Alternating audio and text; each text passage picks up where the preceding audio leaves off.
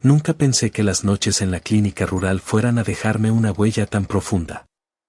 Cuando acepté el trabajo de guardias nocturnas lo hice convencido de que sería un puesto tranquilo, con pacientes esporádicos y mucho silencio.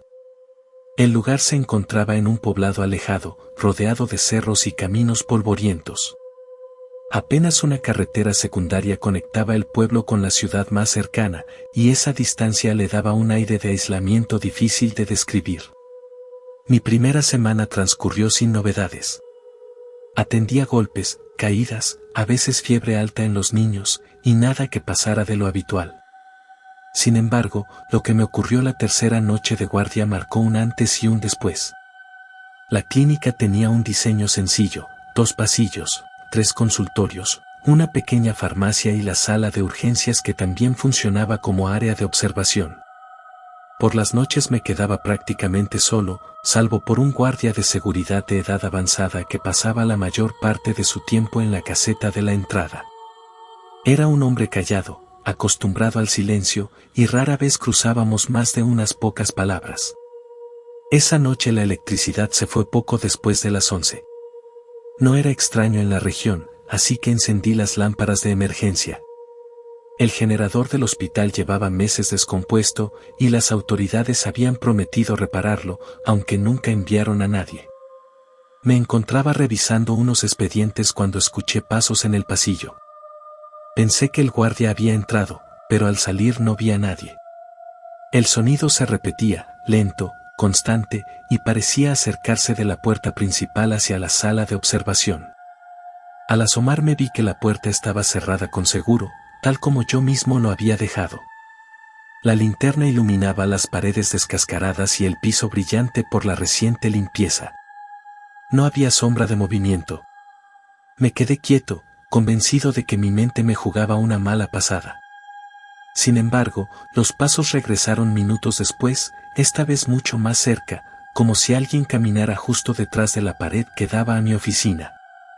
Salí con la linterna, recorrí los consultorios y el pasillo, sin resultados. Todo permanecía en orden. Para tranquilizarme regresé a mi escritorio, pero al pasar frente a la sala de observación noté algo extraño. Una de las camillas estaba ocupada. Me detuve de golpe. Yo había dejado todas vacías al inicio de la guardia, y en la bitácora no había ningún ingreso. La figura en la camilla parecía la de una mujer, cubierta con una sábana blanca hasta la altura del pecho. Me acerqué con precaución. La lámpara portátil iluminaba su rostro, pálido, de facciones marcadas y ojos cerrados. No respiraba, no se movía. El corazón se me aceleró al pensar que tal vez habían traído un cuerpo sin avisarme. Busqué al guardia, pero no lo encontré en su caseta. Volví para confirmar lo que había visto, y la camilla estaba vacía. La sábana estaba doblada con cuidado, como si alguien hubiera retirado el cuerpo con delicadeza. Me quedé de pie, con un frío que me recorría la espalda. Esa noche apenas pude concentrarme. No hubo más incidentes, pero la sensación de que alguien ocupaba la clínica conmigo permaneció hasta el amanecer. Pasaron varios días antes de que algo semejante volviera a ocurrir. Yo me había convencido de que el cansancio podía explicar lo visto. Pero en la siguiente guardia, alrededor de las 2 de la madrugada, escuché el tintineo metálico de las bandejas de instrumental. Provenía del consultorio número 2, un cuarto que nadie usaba desde hacía meses. Me acerqué y encontré la puerta abierta, con las luces apagadas, aunque recordaba haberla cerrado. Dentro, las bandejas reposaban en su sitio, limpias y cubiertas. Lo inquietante no fue solo el ruido, sino la sensación de que alguien había estado manipulándolas apenas segundos antes de que entrara. La atmósfera se volvió sofocante, y un olor extraño, similar al de hierbas quemadas, impregnó el aire. Revisé cada rincón sin encontrar nada. Cuando regresé al pasillo, escuché detrás de mí una respiración profunda, como si alguien permaneciera erguido a pocos centímetros. Me giré de inmediato, y no había nadie. Esa madrugada tomé una decisión: quería saber si existía algún antecedente en la clínica. Pregunté discretamente al personal del día, pero apenas obtuve respuestas evasivas. Una enfermera mayor me dijo que no le gustaba hablar de lo ocurrido en ese lugar y que me limitara a cumplir con mi turno sin hacer preguntas. La manera en que lo dijo me hizo entender que sabía más de lo que contaba. La tercera ocasión fue la más perturbadora. Cerca de las 4 de la mañana llegó un joven campesino con una cortadura en la mano. Lo atendí sin complicaciones, y cuando estaba por salir, me preguntó si podía pasar a ver a su madre, según él internada en una de las camillas. Le aseguré que en ese momento no había pacientes ingresados. El joven insistió, describiendo a una mujer de cabello largo, rostro delgado y piel muy clara. Yo sentí un escalofrío al reconocer que se trataba de la misma mujer que había visto aquella primera noche. Acompañé al muchacho a revisar la sala de observación.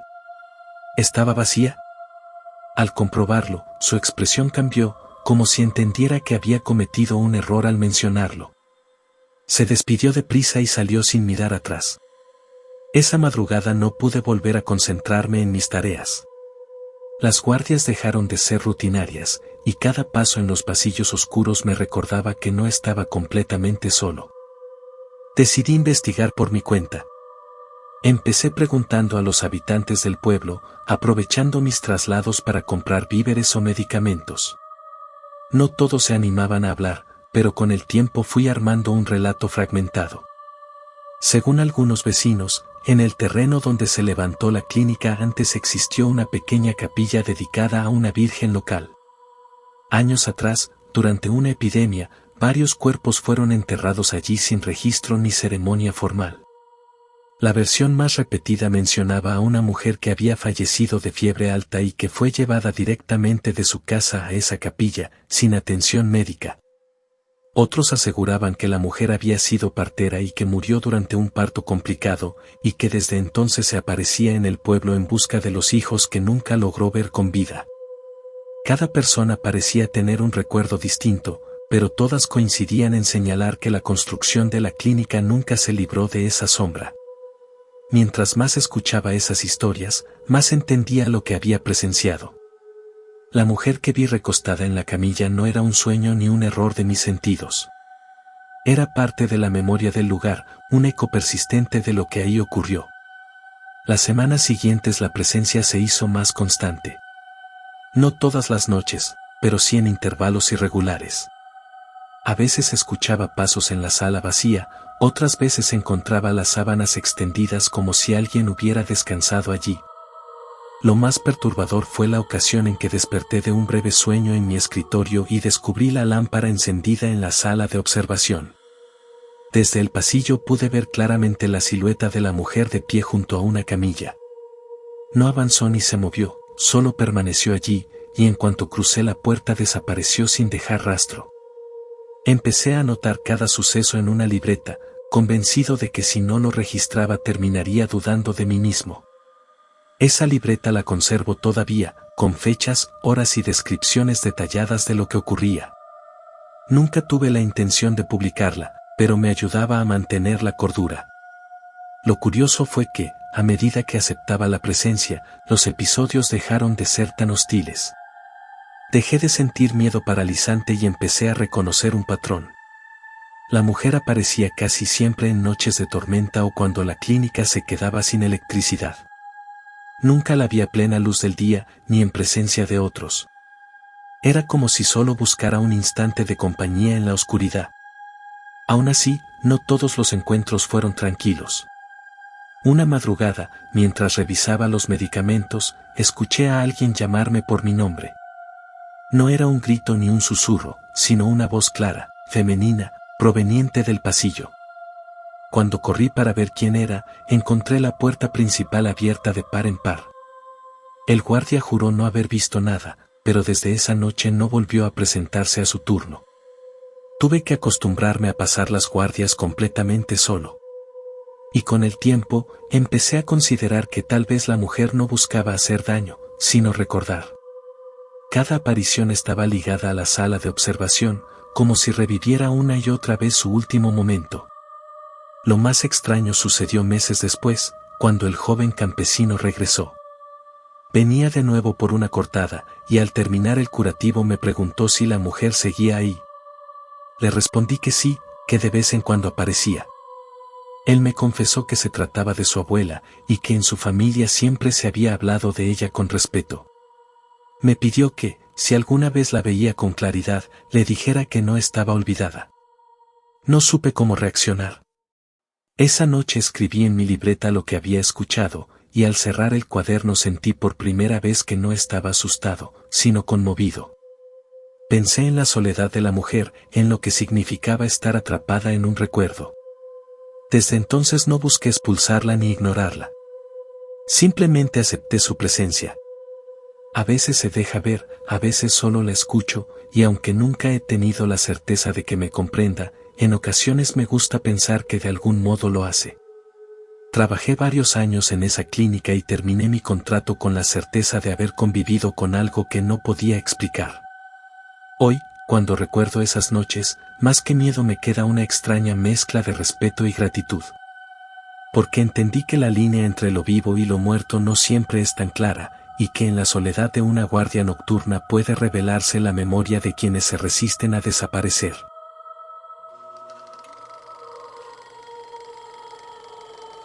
Hay recuerdos que se vuelven nítidos con el paso del tiempo, como si la mente los conservara con más detalle de lo normal.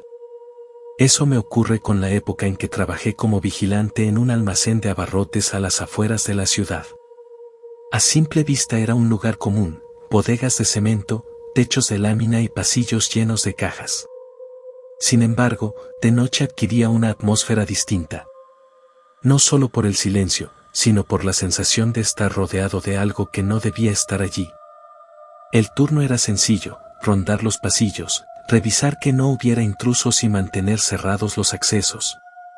La bodega quedaba cerca de una zona de vías del tren, y algunos vagabundos solían merodear para buscar refugio. Lo que nunca imaginé fue toparme con algo que escapaba de la lógica. Todo comenzó una madrugada en la que escuché un golpe seco en la parte trasera del almacén. Caminé con la lámpara en mano y encontré varias cajas en el suelo. Pensé que se habían caído por el acomodo, así que las levanté y no le di importancia. Al regresar al pasillo principal vi una sombra cruzar entre estantes. Me preparé para enfrentar a alguien, pero al revisar no había nadie. El gerente me aseguró al día siguiente que en esa bodega no se guardaba nada de valor, así que era improbable que alguien quisiera robar. Aún así, me pidió estar más atento. Esa misma noche los ruidos se repitieron, pero más insistentes. Era como si alguien golpeara con fuerza las paredes metálicas. Al salir al patio trasero no había señales de intrusión. Lo único extraño era un olor a humo, tenue pero penetrante, que se disipaba apenas encendía la lámpara. Con el paso de los días me di cuenta de que los fenómenos ocurrían siempre a la misma hora, entre las 2 y las 3 de la mañana. En ocasiones escuchaba pasos sobre el techo de lámina, en otras, las puertas chirriaban como si alguien las empujara desde dentro. Más de una vez me quedé inmóvil escuchando susurros que parecían salir de las cajas apiladas. Nunca lograba distinguir palabras claras, solo murmullos. No tardé en comentarlo con un compañero que cubría el turno de día. Él me contó que varios vigilantes habían renunciado en poco tiempo, todos con excusas vagas. Algunos decían sentirse observados, otros aseguraban ver bultos moverse solos. Lo que más me llamó la atención fue que en la zona trasera, donde yo escuchaba la mayoría de ruidos, había ocurrido un incendio años atrás. Busqué más información y descubrí que el incendio no había sido un accidente. El lugar funcionaba como bodega de textiles en aquel entonces y varias personas quedaron atrapadas. Las crónicas hablaban de al menos 5 fallecidos, la mayoría trabajadores de la zona. Nadie volvió a mencionarlo porque con el tiempo el sitio fue reconstruido y convertido en almacén de abarrotes. Con esos datos en mente, empecé a mirar las cosas de otro modo. Tal vez lo que escuchaba no eran ladrones ni vagabundos, sino ecos de aquel incendio. La idea me parecía absurda, pero encajaba demasiado bien. Una madrugada la experiencia se volvió más intensa. Mientras caminaba por el pasillo central escuché claramente el llanto de una mujer. La voz venía del área trasera. Al acercarme sentí el aire denso, con un calor repentino que contrastaba con el frío habitual. Abrí la puerta y vi que las cajas estaban movidas, como si alguien las hubiera empujado hacia los pasillos. En ese instante la lámpara parpadeó y creí ver a una figura encorvada, con la piel ennegrecida, detenerse frente a mí. Parpadeé y desapareció. La impresión me obligó a sentarme en la oficina. Mis manos temblaban y el sudor frío me corría por la espalda. Me preguntaba si había sido una alucinación o si realmente había presenciado algo ligado al incendio. Esa noche anoté todo en un cuaderno, convencido de que si no lo hacía me costaría recordarlo con exactitud. Con el tiempo aprendí a identificar señales previas a los fenómenos. Cuando el aire se cargaba con olor a humo o cuando las lámparas titilaban sin razón, sabía que algo iba a ocurrir. No siempre era una aparición clara, a veces se trataba de ruidos, otras de sombras rápidas. Sin embargo, cada episodio dejaba la misma sensación, que las víctimas del incendio seguían allí, atrapadas en la bodega. La situación se volvió difícil de manejar cuando empecé a escucharlos pronunciar mi nombre. La primera vez pensé que había sido una coincidencia de sonidos, pero la segunda y tercera fueron inconfundibles. Era una voz masculina, áspera, que susurraba mi nombre desde la parte más oscura del pasillo. Por más que encendiera la lámpara, nunca había nadie. Esa acumulación de hechos me llevó a investigar más a fondo. Decidí visitar la hemeroteca municipal y revisar las notas del incendio. Encontré los nombres de los fallecidos, entre ellos una mujer joven que, según los periódicos, había quedado atrapada mientras intentaba rescatar mercancía. También aparecía un hombre de edad media identificado como el jefe de cuadrilla. Al leerlo sentí un escalofrío, porque la voz masculina que me llamaba podía corresponder a alguien con autoridad, alguien que había dirigido a otros hasta el final. Con esa información regresé a la bodega, y aunque trataba de mantener la calma, cada noche me pesaba más. La presencia ya no se limitaba a ruidos o sombras, empezaba a sentirse como una interacción directa. La madrugada en que decidí enfrentar lo que pasaba coincidió con un corte de electricidad en toda la colonia. La bodega quedó completamente a oscuras, y mi lámpara apenas iluminaba unos metros. El silencio era tan denso que podía escuchar mi respiración. Fue entonces cuando el aire se impregnó de olor a humo, más fuerte que nunca, como si algo ardiera frente a mí. Caminé hacia la zona trasera y escuché de nuevo el llanto femenino. Pero en esta ocasión no venía solo, junto al llanto se mezclaban gritos de varias voces, como si estuviera presenciando una escena de pánico. El eco de esas voces me rodeaba por completo. Di un paso más y vi una silueta alzarse entre las cajas. Era la mujer, con el rostro desfigurado por el hollín, los ojos entrecerrados y las manos extendidas. No avanzaba hacia mí, pero su simple presencia me paralizó. En ese momento sentí que algo me rozaba el hombro. Giré y distinguí otra figura, más robusta, con la piel ennegrecida y la ropa hecha jirones. Comprendí que no estaba viendo un fantasma aislado, sino a varias personas atrapadas en un recuerdo que se repetía. El calor aumentó al punto de hacerme sudar. El aire se volvió irrespirable, como si realmente hubiera fuego a mi alrededor. No recuerdo con claridad cómo logré salir corriendo hacia la oficina. Cerré la puerta y me quedé sentado contra la pared, escuchando el eco de pasos que se alejaban lentamente. Con el amanecer todo regresó a la normalidad, las cajas estaban en su sitio y el aire volvía a ser frío y seco. A partir de esa noche comprendí que los hechos no eran aleatorios.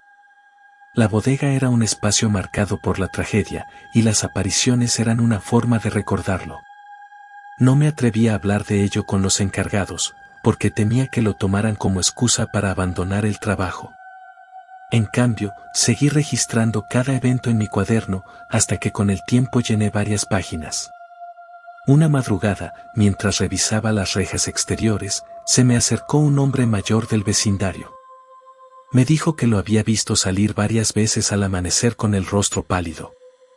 Sin rodeos me preguntó si había notado lo mismo que otros guardias antes de mí. Le respondí que sí, y él me contó que de niño presenció el incendio desde su casa. Recordaba los gritos, la humareda y cómo la gente corría sin poder ayudar. Me aseguró que desde entonces la bodega siempre había estado marcada y que muchos evitaban pasar cerca de noche.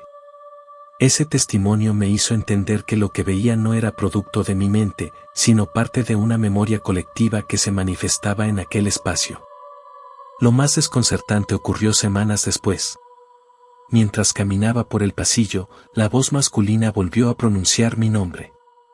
Pero esta vez no sonó agresiva, sino como una súplica. Me detuve, y con un nudo en la garganta murmuré que lo sentía, que ojalá hubiera podido ayudar. El silencio posterior fue absoluto. Esa noche no hubo ruidos, ni sombras, ni olores. Desde entonces las manifestaciones disminuyeron. No desaparecieron por completo, pero dejaron de ser tan intensas. El llanto de la mujer aún aparece de vez en cuando, y a veces siento el calor sofocante en medio de la oscuridad. Sin embargo, ya no me paraliza como antes. Cuando dejé el trabajo y entregué el uniforme, llevé conmigo los cuadernos donde registré todo. Los conservo hasta hoy, porque representan la prueba de que lo vivido no fue un simple desvarío nocturno. Fue la confirmación de que ciertos lugares conservan las huellas del dolor humano, y que esas huellas pueden manifestarse de maneras que pocos están dispuestos a aceptar. Hoy, cada vez que paso cerca de las vías del tren y veo la bodega desde lejos, me invade la misma sensación.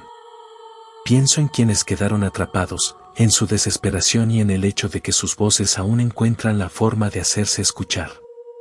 Y aunque me cueste admitirlo, hay noches en las que extraño aquella tensión, porque me enseñó que el silencio nunca está del todo vacío.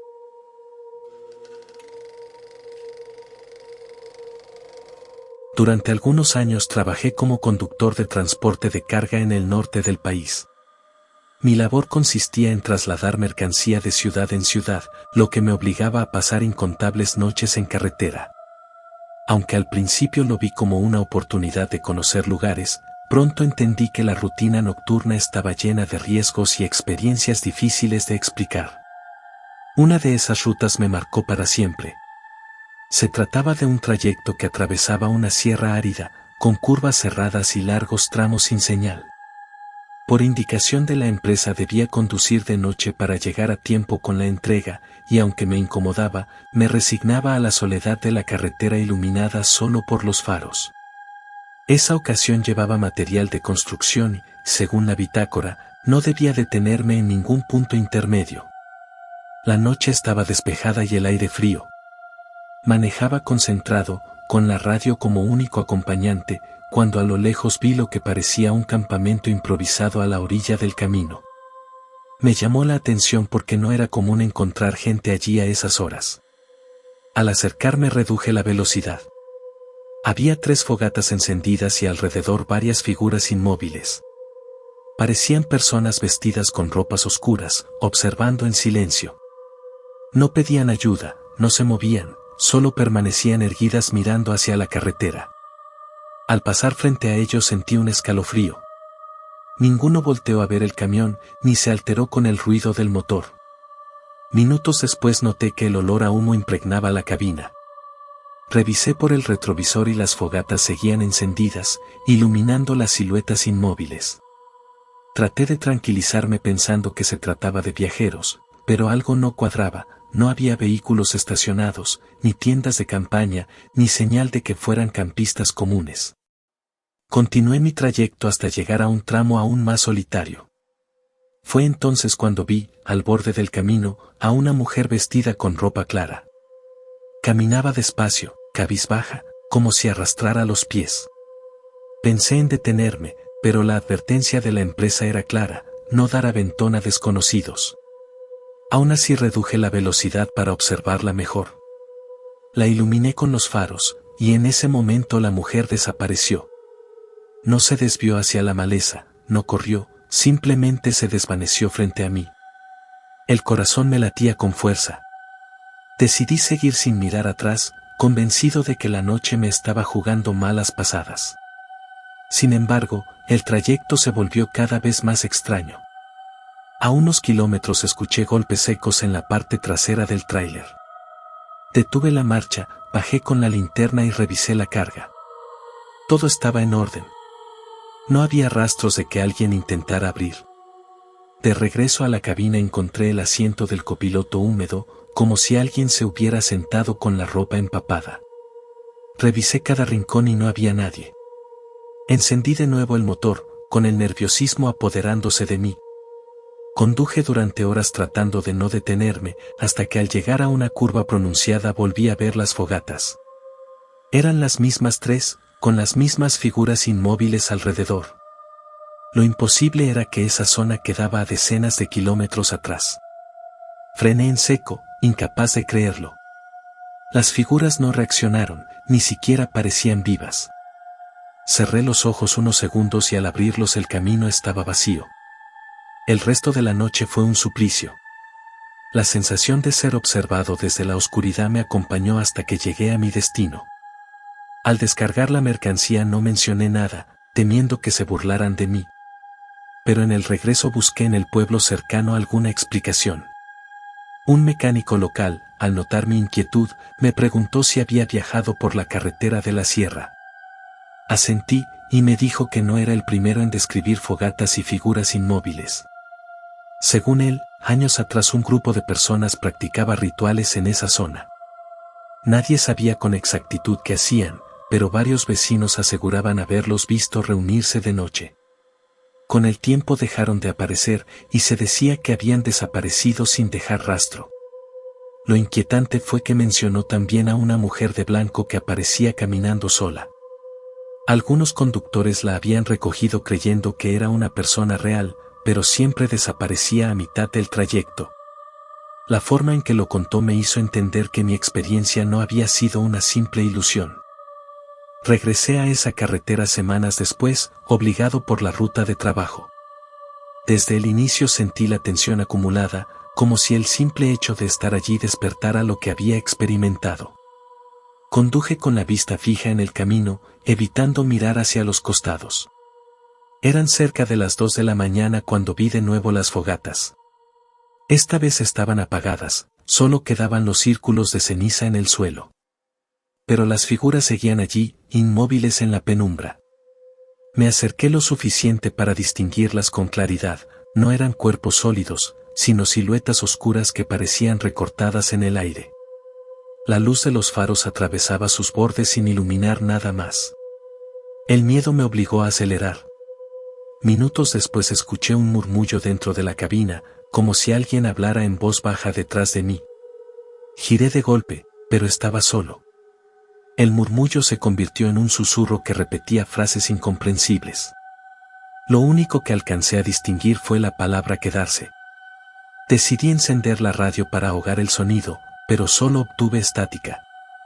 El murmullo se mezclaba con el ruido blanco, volviéndose más claro. Sentí un peso sobre los hombros, como si alguien se inclinara detrás de mí. Conduje sin detenerme, rogando llegar al próximo poblado. Al amanecer por fin crucé el último tramo de la sierra. El cansancio era tal que apenas podía mantener los ojos abiertos.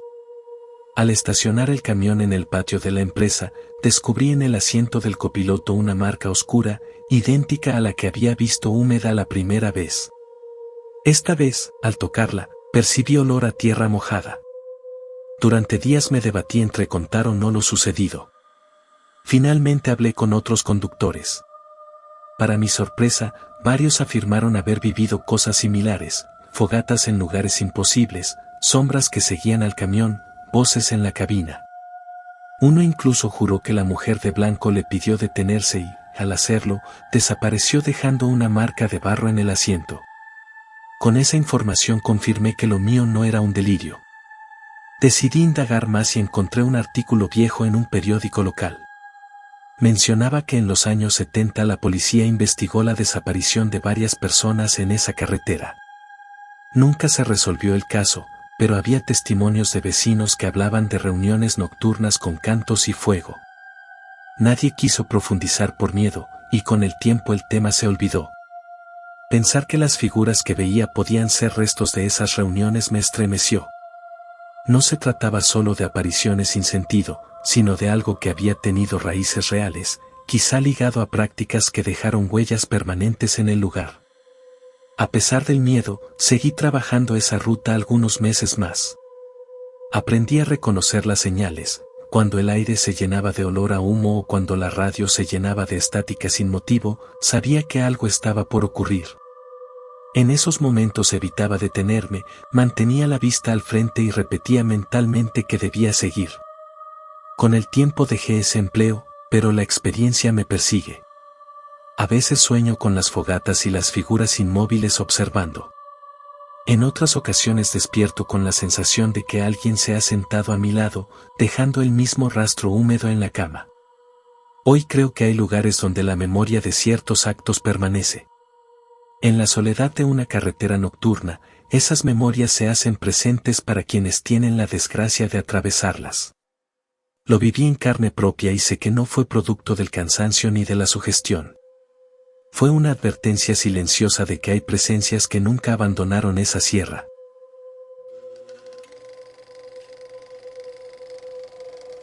En mi familia siempre se habló de un antiguo molino de grano situado en un poblado cercano al nuestro. Durante el día parecía una construcción abandonada más, con paredes de piedra húmeda y ventanas rotas. Pero de noche se convertía en un lugar del que nadie quería hablar. Se decía que, tras su cierre, varios vigilantes renunciaron por las cosas que habían visto y oído durante sus turnos. Hace años acepté trabajar ahí por necesidad. El pago era mejor que en otros sitios y no había muchos interesados en cubrir esas guardias. Mi tarea era sencilla, recorrer el perímetro, revisar que nadie se metiera a robar herramientas oxidadas o maquinaria en desuso. Pero lo que encontré en esas noches fue mucho más que el eco de un edificio vacío. La primera guardia transcurrió tranquila hasta pasada la medianoche. Caminaba por el pasillo principal cuando escuché lo que parecían pisadas en el piso superior. Subí con la linterna y encontré las habitaciones llenas de polvo, intactas. Al bajar de nuevo, un portazo retumbó en la sala principal. Revisé cada puerta y todas estaban cerradas. Lo atribuí al viento, aunque no había corrientes de aire. La segunda noche descubrí que algo extraño ocurría siempre a la misma hora, alrededor de las 2 de la mañana. El molino se llenaba de sonidos que no tenían explicación. A veces era el chirrido de las poleas oxidadas, otras el retumbar de la piedra como si aún funcionara la molienda. Una madrugada incluso escuché voces apagadas, como de trabajadores conversando. Pero al recorrer el lugar estaba completamente vacío. Me animé a preguntar en el pueblo y la respuesta no fue alentadora.